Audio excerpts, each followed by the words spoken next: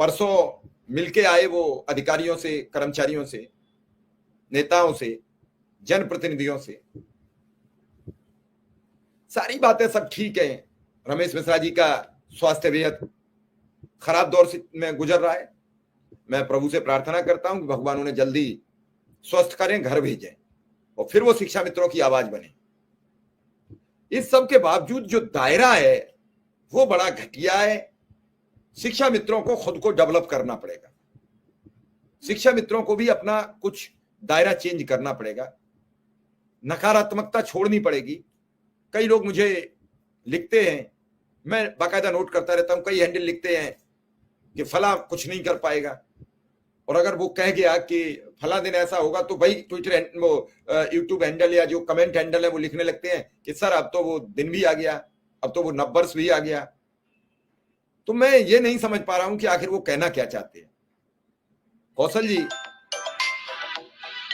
थके हारे लोग बेहद परेशान दौर में गुजर रहे हैं और धीरे धीरे समय बढ़ता चला जा रहा है, लोग परेशान हैं।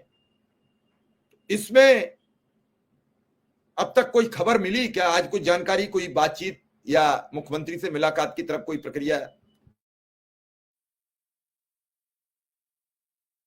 नमस्कार मिश्रा जी, आपके लिए और इस चैनल के माध्यम से उपस्थित समस्त शिक्षा मित्र साथियों के लिए सादर आभार आप सभी का। जैसा कि कल आपका फोन आया था हमारे पास में और उस समय बाहर थे, सुबह लगभग 8-9 बजे वापसी हुई है। तो तुरंत के कोई अगर कोई घटनाक्रम है तो उसकी जानकारी हमारे लिए नहीं है। हाँ, इतना जरूर है कि जो आज का सब्जेक्ट है कि जिस तरह से जो समय बढ़ रहा है,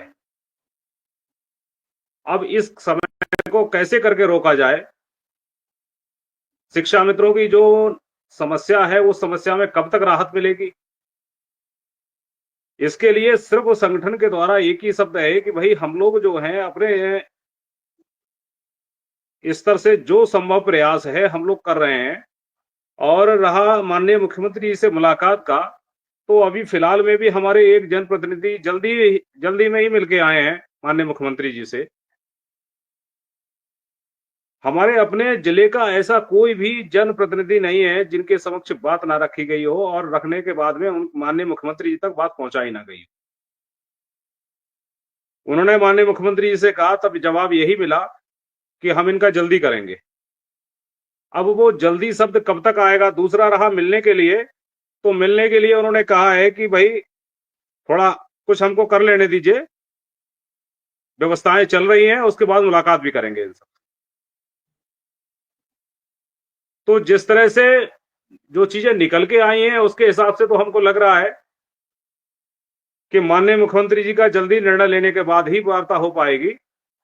और कल भी हमने नोट कराया था, जबकि बाहर थे तब भी नोट करवा दिया था कि शायद समय मिल जाए।